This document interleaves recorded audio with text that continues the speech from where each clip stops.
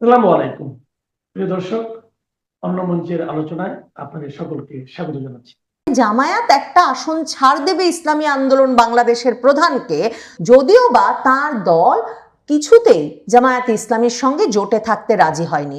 ভাবুন তো, মানে জামায়াতে ইসলামী এমন একটা ঘোষণা ইউনূস সাহেবের সঙ্গে বৈঠকের পর কেন দেবেন? মানে তিনি কি এক রকমের ভাগ করে দিচ্ছেন যে কোন আসনে কে বিজয়ী হবেন, কোন আসন কার জন্য ছাড় হবে? মনে আছে তো যে জামায়াতে ইসলামীর আমির যেদিন এনসিপির সঙ্গে তাদের সমঝোতার ঘোষণা দিয়েছিলেন, ঘোষণা দিয়েই তিনি চলে গিয়েছিলেন সোজা ক্যান্টনমেন্টে সেনাপ্রধানের সঙ্গে বৈঠক করতে। কাজেই নির্বাচনটা যে একরকম সাজিয়ে গুছিয়ে তোলার চেষ্টা হচ্ছে এবং তাতে প্রায়শই একমাত্র বিস্ফোরা হয়ে দাঁড়াচ্ছে বিএনপি, কারণ বিএনপি বারবার একক সংখ্যাগরিষ্ঠতা নিয়ে নির্বাচনে জিতে সরকার গঠনের স্বপ্ন দেখছে। বাংলাদেশে নির্বাচনের যখন আর এক মাসও বাকি নাই, তখনও যে নির্বাচনটা অনুষ্ঠিত হবে কিনা তা নিয়ে এই শঙ্কা, উদ্বেগ, আশঙ্কা কাটছে না, তার একটা বড় কারণ এই যে আওয়ামী লীগকে বাদ দিয়ে এই নির্বাচনটা জামায়াত, বিএনপি, এনসিপি, ইউনূস সরকার এদের একটা ভাগাভাগির সাজানো নির্বাচন হতে যাচ্ছে। সেটা যেমন পরিষ্কার ছিল, তেমনি এই নির্বাচন একরকমের ভাগাভাগির নির্বাচন বলেই হয়তো নির্বিঘ্নে সম্পন্ন হয়ে যেতে পারে এমন প্রত্যাশা কেউ কেউ করছিলেন। কিন্তু ক্রমেই স্পষ্ট হচ্ছে যে যেমনটা হয় ভাগাভাগির ক্ষেত্রে, কে বড় ভাগ নেবেন, কতটা নেবেন, ভাগে কার কম পড়ছে না বেশি পড়ছে, সেসব নিয়ে দ্বন্দ্বে কিছুতেই একটা আপোষ রফায় পৌঁছানো যাচ্ছে না। এবং বিএনপি জামাত ভাগাভাগিটা ঠিকমতো করতে না পারবার কারণে এখন ক্রমাগতভাবে একে অপরের প্রতি তাদের অভিযোগ বাড়ছে। কারণ জামায়াতের আমির ডাক্তার শফিকুর রহমান যতই নির্বাচনের পর জাতীয় সরকার গঠন বিষয়ে বিএনপির সঙ্গে আলাপ করে আসুন না কেন, কিংবা তারেক রহমান ডক্টর মোহাম্মদ ইউনূসের সাথে তার বাড়িতে গিয়ে দেখা করে, মানে যমুনায় গিয়ে দেখা করে তাকে হয়তো প্রেসিডেন্ট হওয়ার প্রতিশ্রুতি দিয়ে আসুন না কেন, মনে রাখতে হবে যে বড় ভাগ মানে বেশি আসন যার কাছে যাবে তার কাছে যে একটা নিয়ন্ত্রণের ক্ষমতা থাকবে, সেই নিয়ন্ত্রণের ক্ষমতাটুকুও কেউ কাউকে ছাড়তে রাজি হচ্ছেন না। এমনকি ইউনূস সরকারও তার হাত থেকে সেই নিয়ন্ত্রণের ক্ষমতা ছাড়তে রাজি নয়। এ অবস্থায় 12ই ফেব্রুয়ারির নির্বাচনটা হওয়া যে নানা কারণেই একটা অনিশ্চয়তার মুখে রয়েছে এখনো, সেটা একরকম নিশ্চিত করে বলা যায়। কয়েকটি বিষয় এক্ষেত্রে মনোযোগের সঙ্গে লক্ষ্য করা জরুরি। যেমন ধরেন, বিএনপির মহাসচিব মির্জা ফখরুল ইসলাম আলমগীর তিনি নির্বাচন কমিশনে গিয়েছিলেন রোববার, যে সময় সেই দিনেই কিন্তু ছাত্রদল বিরাট সমাবেশ করেছে নির্বাচন কমিশনের বাইরে। তাদের দাবি পোস্টাল ব্যালটের মাধ্যমে জামায়াত নির্বাচনে যোগসাজশ করছে, তাদের দাবি নির্বাচন কমিশন জামায়াতের হয়ে কাজ করছে। তাদের আরেকটা দাবি হচ্ছে নির্বাচন কমিশনের প্রজ্ঞাপনে শাহজালাল বিশ্ববিদ্যালয়ের ছাত্র সংসদ নির্বাচন বাতিল হয়েছিল, এরপর জামাত শিবিরের চাপে নির্বাচন কমিশন সেই নির্বাচনটি হতে দিচ্ছে। ছাত্র সংসদ নির্বাচন এ সময় করা কিছুতেই ঠিক হবে না।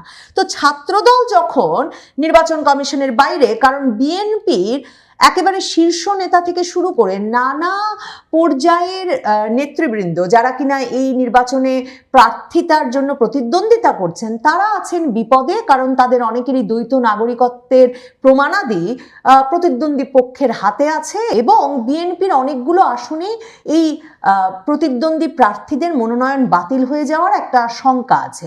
এই সব মিলিয়ে একটা চাপ সৃষ্টির জন্য যখন ছাত্রদল বাইরে, তখন মির্জা ফখরুল ইসলাম আলমগীর গেছেন প্রধান নির্বাচন কমিশনার এম নাসির উদ্দিনের সঙ্গে সাক্ষাৎ করতে। মনে রাখবেন, এম নাসির উদ্দিন কিন্তু একেবারে খোদ বিএনপির মনোনয়নে প্রধান নির্বাচন কমিশনার হিসেবে নিযুক্ত হয়েছিলেন এই সরকারের আমলে, ইউনূস সরকারের আমলে। শুরু থেকেই এটা সকলের জানা যে সার্চ কমিটিতে বিভিন্ন দল যে বিভিন্ন জনের নাম প্রস্তাব করেছিলেন, প্রধান নির্বাচন কমিশনার যিনি এম নাসির উদ্দিন, তিনি নির্বাচিত হয়েছেন, তিনি বিএনপি আমলের সচিব ছিলেন, তিনি নির্বাচিত হয়েছেন একেবারে বিএনপির খোদ সমর্থনে প্রস্তাবনায়।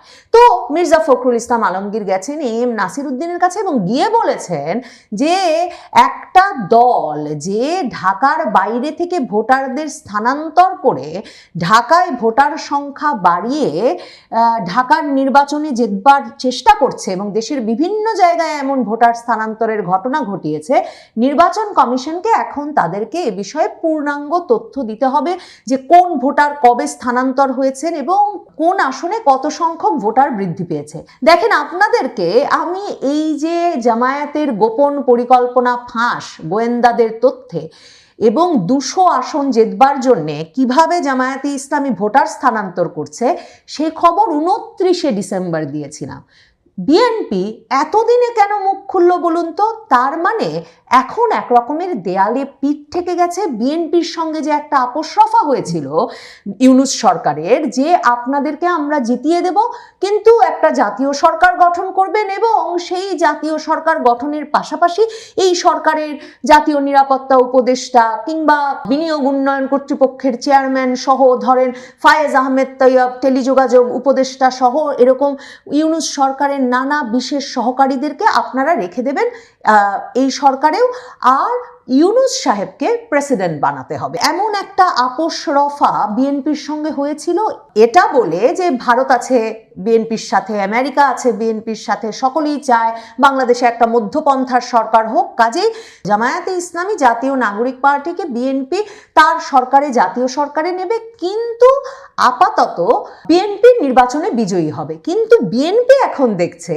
যে তাদেরকে এক রকমের ছেলে ভুলানো ছড়া বলা হচ্ছে বটে যে তারাই বিজয়ী, তারাই বিজয়ী, এবং তাতে তাদেরকে একটা ব্যাপক সম্বর্ধনা এবং সম্মানের মধ্যে তাদের নেতাকে রাখা হয়েছে বটে, কিন্তু বিএনপি দেখছে পুরো নির্বাচনটা সাজানো হয়েছে, মানে ইউনূস সাহেবের মেটিকুলাস ডিজাইনটা আবার জামায়াতে ইসলামীকে বিজয়ী করছে। আর জামায়াতে ইসলামী সাংগঠনিকভাবে, সাংগঠনিক দক্ষতায়, কৌশলে নির্বাচনে জেতার জন্যে অনেক অনেক ধাপ এগিয়ে আছে বিএনপির প্রস্তুতির চেয়ে। কাজেই বিএনপি এখন গিয়ে নির্বাচন কমিশনে বলছে যে খবর আপনাদেরকে আমি 29শে ডিসেম্বর দিয়েছি, মির্জা ফখরুল ইসলাম আলমগীরের মুখ এতদিনে খুলেছে, তিনি বলেছেন এই ভোটার স্থানান্তরের বিষয় দেখতে হবে। এছাড়া বিএনপি জামায়াতে ইসলামীর নাম করে একটা অভিযোগ করে এসেছে নির্বাচন কমিশনে যে জামায়াতে ইসলামীর নেতারা সারা দেশে ভোটারদের ন্যাশনাল আইডি নাম্বার, বিকাশ নাম্বার এসব সংগ্রহ করছেন। এটা এক ধরনের অপরাধ, ক্রিমিনাল অফেন্স। এটা নির্বাচন কমিশনকে খতিয়ে দেখতে হবে এবং বন্ধ করতে হবে। তো এমন গুরুতর অভিযোগ যখন জামায়াতে ইসলামীর বিরুদ্ধে এনেছে নির্বাচন কমিশনে গিয়ে মির্জা ফখরুল ইসলাম আলমগীর তাদের নিয়োজিত প্রধান নির্বাচন কমিশনারের কাছে, তাহলে নির্বাচন কমিশনকে এখন একটা ব্যবস্থা নিতে হবে। না হলে বিএনপি নিশ্চয়ই এটা নিয়ে আরও শোরগোল তৈরি করবে, বিশেষভাবে সে সময় যখন তারা ছাত্রদলকে নির্বাচন কমিশনের বাইরে বসিয়ে রেখেছে। অন্যদিকে দেখেন, জামায়াতের আমির, জামায়াতে ইসলামীর নেতৃবৃন্দ সহ প্রধান উপদেষ্টার সঙ্গে সাক্ষাৎ করে এসেছেন।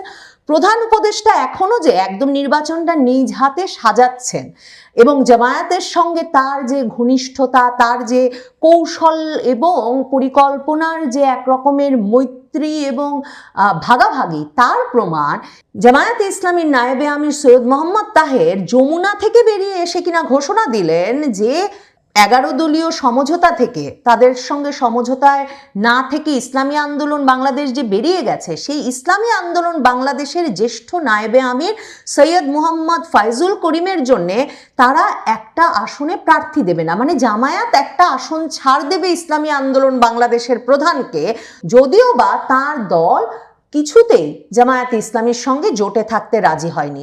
ভাবুন তো, মানে জামায়াতে ইসলামী এমন একটা ঘোষণা ইউনূস সাহেবের সঙ্গে বৈঠকের পর কেন দেবেন? মানে তিনি কি এক রকমের ভাগ করে দিচ্ছেন যে কোন আসনে কে বিজয়ী হবেন, কোন আসন কার জন্য ছাড় হবে?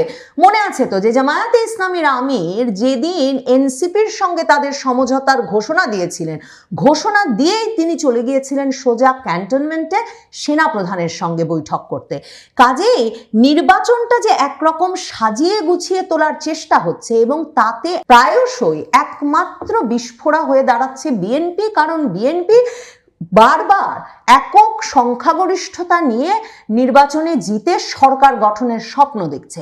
এই যে জামায়াতে ইসলামী, জাতীয় নাগরিক পার্টি, ডক্টর ইউনূসের সরকার, এই স্টেক হোল্ডারদের জন্য একক সংখ্যাগরিষ্ঠতা পেয়ে কোনো একটি দল নির্বাচনে জিতে যে সরকার গঠন করতে চাইছে, সেটা তাদের পুরো সমীকরণটাকে একরকমের উল্টে পাল্টে দিচ্ছে।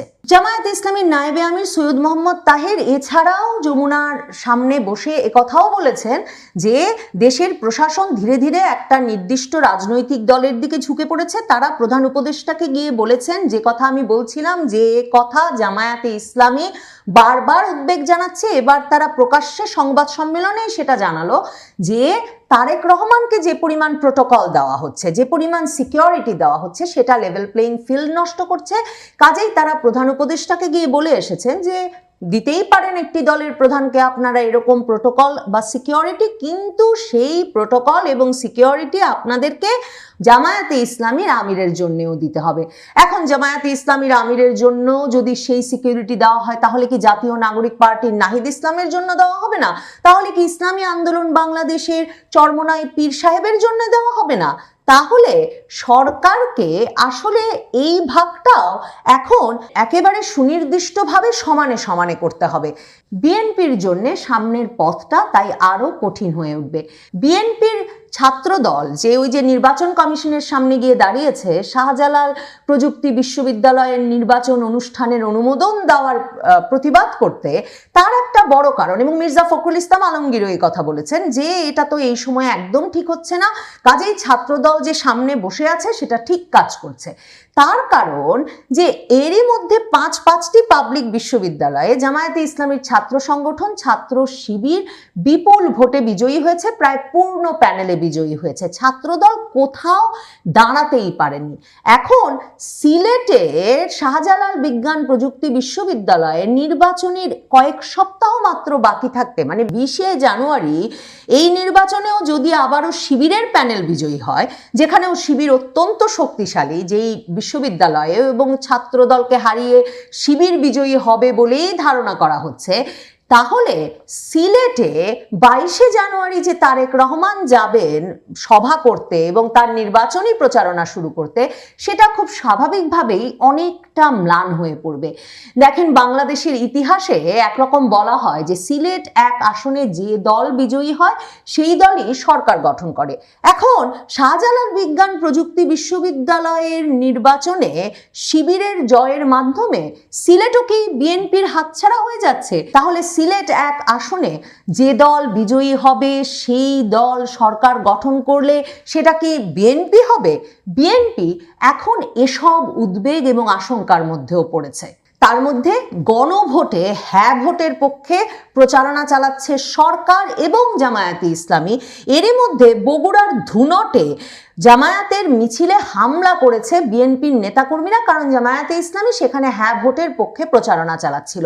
বিএনপি দলীয়ভাবে তার নিন্দা করেছে, বলেছে তারেক রহমান সহিংসতার বিষয়ে একেবারে জিরো টলারেন্স।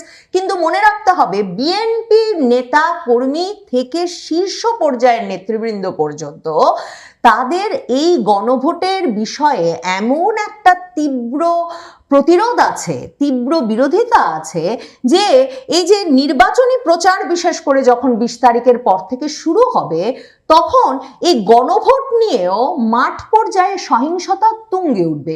তাহলে দেখেন, সেখানেও জামায়াতে ইসলামী এবং সরকার একত্রে প্রচারণা করছে, আর বিএনপির নেতা কর্মী সমর্থকেরা সেই গণভোটের পক্ষের প্রচারণা প্রতিরোধ করতে বিভিন্ন জায়গায় নেমে পড়েছে রাস্তায়, অনেক জায়গায় সহিংস হয়ে উঠেছে। তাহলে সেই ভাগাভাগিতেও কিন্তু বিএনপির যে মেরুতে অবস্থান আর বাকি সব পক্ষের অবস্থান বিপরীতে। কাজেই এ অবস্থায় নির্বিঘ্নে নির্বিবাদে নিজেদের মধ্যে ভাগাভাগি করে ফেলে একটা নির্বাচন খেলা শেষে একটা সরকার গঠন করে ফেলাটা যথেষ্ট কঠিন মনে হচ্ছে। এর চেয়ে মনে হচ্ছে মেটিকুলাস ডিজাইনে একটা নির্বাচন সেরে ফেলার প্রচেষ্টা করাই হয়তো সহজ হবে। তাহলে সেই ডিজাইন ঠেকাতে কি বিএনপি রাজপথে নামবে? ওইদিকে আসিফ মাহমুদ সজীব ভুইয়া তো বলে রেখেছেন, ত্রুটিপূর্ণ নির্বাচন তারা কিছুতেই হতে দেবেন না। প্রয়োজনে জাতীয় নাগরিক পার্টি আবারও রাস্তায় নামবে, যাতে নির্বাচন বিলম্বিত হলেও ত্রুটিমুক্ত করা যায়। বুঝতে বাকি থাকে না তাদের জোটের প্রধান দল জামায়াতে ইসলামীর সমর্থন আছে সে কথাতেও।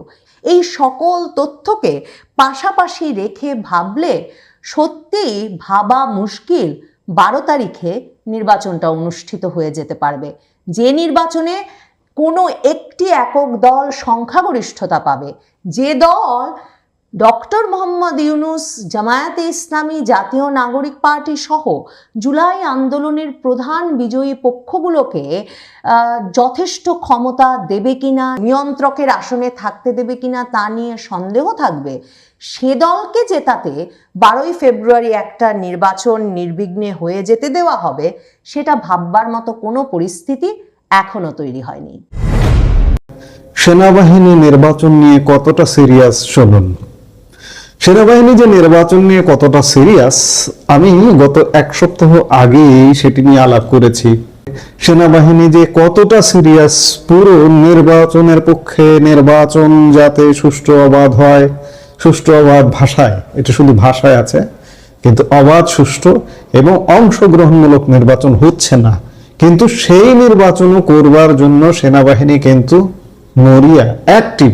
পেছনে বহু কারণ আছে। সেনাবাহিনী গত প্রায় 1.5 বছর যাবত বাহিরে আছে, ক্যান্টনমেন্টের বাইরে। এটি সেনাবাহিনীর জন্য অবশ্যই অস্বস্তিকর। সেনাবাহিনী চাইছে যে একটা নির্বাচিত সরকার আসুক, সেটি যেমনই হোক, আসলে তারা ব্যারাকে ফিরে যাবে। আগামী 28 ফেব্রুয়ারি তাদের সর্বশেষ মাঠে থাকার দিন। 28 ফেব্রুয়ারি ক্লোজ হয়ে যাবে, অর্থাৎ 1 মার্চ থেকে বাংলাদেশের মাঠে, ময়দানে আর সেনাবাহিনী থাকবে না যদি কোনো বিশেষ পরিস্থিতি না ঘটে।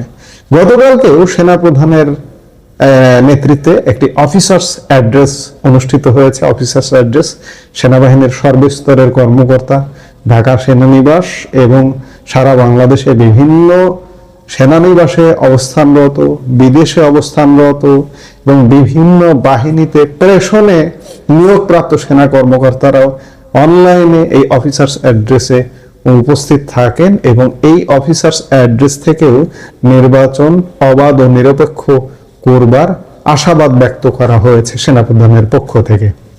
ত্রয়োদশ জাতীয় সংসদ নির্বাচনকে সামনে রেখে বাংলাদেশ সেনাবাহিনীর সব কর্মকর্তা ও সৈনিককে সর্বোচ্চ সতর্কতা, পেশাদারিত্ব ও নিরপেক্ষতার সাথে দায়িত্ব পালনের নির্দেশ দিয়েছেন সেনাবাহিনী প্রধান জেনারেল ওয়াকারুজ্জামান। তিনি স্পষ্ট ভাষায় বলেছেন, আসন্ন জাতীয় নির্বাচন হবে শতভাগ অবাধ, সুষ্ঠু ও নিরপেক্ষ। এতে কোনো ধরনের স্বজনপ্রীতি, পক্ষপাত ও রাজনৈতিক আনুগত্য প্রদর্শনের সুযোগ নেই। গতকাল ঢাকা সেনানিবাস প্রাঙ্গণে আয়োজিত পৃথক 2টি সভায় সৈনিকদের সাথে দরবার এবং কর্মকর্তাদের সাথে অফিসার্স অ্যাড্রেসে সেনা প্রধান এসব নির্দেশনা দেন। সভায় ঢাকার বাইরে অবস্থানরত কর্মকর্তারা, ঢাকার বাইরে বা বিদেশে, আমি খানিক আগে বললাম, যে যেখানে কর্মরত আছেন তারা অনলাইনে অংশগ্রহণ করেছিলেন। বৈঠকে উপস্থিত একাধিক সূত্র জানায়, সেনাপ্রধান বলেছেন, নির্বাচনকে কেন্দ্র করে এমন একটি সর্বাঙ্গীন নিরাপত্তা বলয় সৃষ্টি করতে হবে যাতে জাতি, ধর্ম ও বর্ণ নির্বিশেষে সব শ্রেণীর মানুষ নির্বিঘ্নে নিজ নিজ কেন্দ্রে গিয়ে ভোট দিয়ে নিরাপদে বাসায় ফিরতে পারেন। ভোটাধিকার প্রয়োগের কোনো ধরনের ভয়, চাপ বা প্রতিবন্ধকতা যেন সৃষ্টি না হয় সে বিষয়ে সেনা সদস্যদের সর্বোচ্চ সতর্ক থাকতে বলা হয়। তিনি বলেন, সেনাবাহিনী কোনো রাজনৈতিক পক্ষের নয়, আমরা রাষ্ট্রের, সংবিধানের ও জনগণের পক্ষে। সেনাপ্রধান দৃঢ়ভাবে উল্লেখ করেন, সেনাবাহিনীর দায়িত্ব নির্বাচনকালীন নিরাপত্তা নিশ্চিত করা পর্যন্ত সীমাবদ্ধ। নির্বাচন শেষে নির্বাচিত গণতান্ত্রিক সরকারের হাতে পূর্ণ ক্ষমতা হস্তান্তর করে সেনাবাহিনীকে ব্যারাকে ফিরতে হবে। এর বাইরে অন্য কোনো ভূমিকার প্রশ্নই ওঠে না। তার এই বক্তব্যকে নির্বাচনকালীন রাজনৈতিক প্রেক্ষাপটে সেনাবাহিনীর অবস্থান স্পষ্ট করার একটি গুরুত্বপূর্ণ বার্তা হিসেবে দেখছেন সংশ্লিষ্টরা। বৈঠকে সেনাপ্রধান দেশের সামগ্রিক আইন শৃঙ্খলা পরিস্থিতি, সামাজিক যোগাযোগ মাধ্যমে ছড়ানো গুজব, অপপ্রচার ও উস্কানিমূলক বক্তব্য নিয়ে উদ্বেগ প্রকাশ করে বলেন, সেনা সদস্যদের ধৈর্য ও সংযমী এ ধরনের পরিস্থিতি মোকাবেলার প্রধান হাতিয়ার। কোনো উস্কানিমূলক বক্তব্য বা ঘটনায় প্রতিক্রিয়া দেখিয়ে এমন কিছু করা যাবে না যাতে উস্কানিদাতাদের উদ্দেশ্য সফল হয়। সম্প্রতি সেনা হেফাজতে বিএনপি কর্মীর মৃত্যুর ঘটনায় পরোক্ষ ইঙ্গিত দিয়ে সেনাপ্রধান বলেন, সেনা হেফাজতে যেন কোনোভাবে মৃত্যুর ঘটনা বা মানবাধিকার লঙ্ঘন না ঘটে সে বিষয়ে শতভাগ সতর্ক থাকতে হবে। কোনো অপরাধীকে গ্রেপ্তারের পর দ্রুত পুলিশের কাছে হস্তান্তর করতে হবে। সেনাবাহিনী কোনোভাবেই দীর্ঘমেয়াদী হেফাজতে রাখবে না। বৈঠকে এক সেনা কর্মকর্তা বিডিআর হত্যাকাণ্ডের তদন্ত ও কারণ নিয়ে প্রশ্ন তুললে সেনাপ্রধান বলেন, নির্বাচিত রাজনৈতিক সরকার এ বিষয়ে শতভাগ বিচারিক প্রক্রিয়া সম্পন্ন করবে এবং প্রতিষ্ঠিত সত্য যাতে পরিবর্তিত না হয় সে বিষয়ে রাষ্ট্রীয় দায়বদ্ধতা থাকবে। সেনাপ্রধান আরো বলেন, নির্বাচনকে সামনে রেখে জেলা ও উপজেলা পর্যায়ে চিহ্নিত শীর্ষ সন্ত্রাসীদের বিরুদ্ধে ম্যাজিস্ট্রেটের মাধ্যমে আইনানুগ ব্যবস্থা নিতে হবে। এর লক্ষ্য নির্বাচনী সহিংসতা, ভয়ভীতি ও নাশকতা আগেভাগেই দমন করতে হবে। ইতিমধ্যে সারা দেশে ৫৭,০০০ সেনা সদস্য মোতায়েন করা হয়েছে এবং আগামীকাল ২০ জানুয়ারির মধ্যে এই সংখ্যা ১ লক্ষ অতিক্রম করবে বলে সেনাপ্রধান এই অফিসার্স অ্যাড্রেসে বলেন।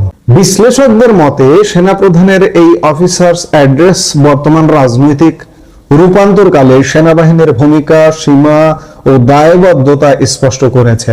বিশেষ করে নিরপেক্ষ নির্বাচন, মানবাধিকার রক্ষা এবং নির্বাচনের পর ক্ষমতা হস্তান্তরের ঘোষণা সব মিলিয়ে এটি দেশি বিদেশি পর্যবেক্ষকদের কাছেও একটি গুরুত্বপূর্ণ বার্তা। এই বক্তব্যের মাধ্যমে সেনাবাহিনী যে রাজনৈতিক প্রক্রিয়ায় কোনোভাবেই স্থায়ী বা প্রভাবশালী শক্তি হিসেবে থাকতে চায় না, বরং একটি নিরপেক্ষ ও পেশাদার বাহিনী হিসেবে দায়িত্ব শেষ করে ফিরে যেতে চায়, সে অবস্থান আরো পরিষ্কার হলো।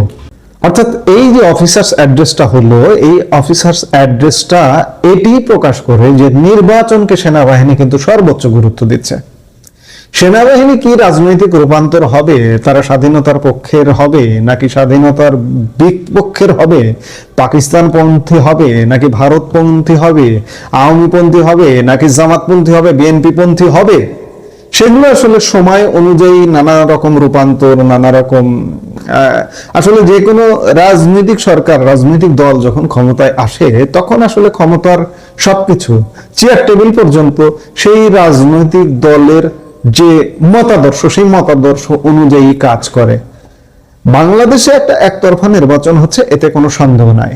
বাংলাদেশের বৃহৎ জনগোষ্ঠীকে বাইরে রেখে তারপরেও সেনাবাহিনী অনির্বাচিত সরকার থাকুক দীর্ঘদিন, এটি অন্ততপক্ষে চাইছে না। একটা নির্বাচিত সরকার আসুক, সেটি চাইছে জোরালো ভাবে।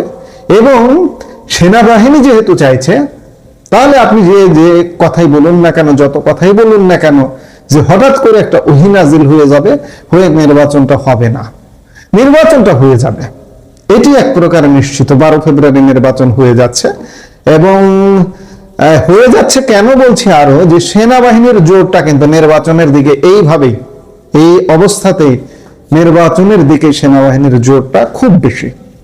সেই জায়গায় এই নির্বাচন কেউ ঠেকিয়ে দেবেন, এটি আসলে হবে না। এখন প্রশ্ন হলো যে নির্বাচিত সরকারটা আসবে, সেই সরকারটা যদি ইউনূসের মতো এরকম দুঃশাসনে থাকে, দুঃশাসনই চালিয়ে যায়, তাহলে সেই সরকারটা কতদিন টিকবে সেটি হচ্ছে বিবেচ্য বিষয়। এবং সেই সময় সেই পর্যায়ে সেনাপ্রধানের বা সেনাবাহিনীর কি ভূমিকা হবে সেটি বিবেচ্য বিষয়। এখন আপাতত যে নির্বাচনটা হয়ে যাচ্ছে, বারবারই বলছি, এবং সেনাবাহিনীর প্রত্যেকটি কর্মকাণ্ড সেটি কিন্তু বলছে নির্বাচন না হওয়ার কোনো সুযোগ নাই। এই মুহূর্তে সেটি দেখা যাচ্ছে। এই মুহূর্তে এ পর্যন্ত। সবাই ভালো থাকুন।